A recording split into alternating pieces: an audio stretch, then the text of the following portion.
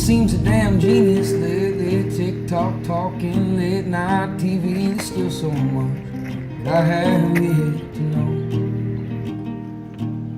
We get dressed up just to go downtown in some ego-filled late night crowd. It seems that's where I feel most alone. I like to get lost on some old back road, find a shade tree and a honey pole, and talk to my grandpa again.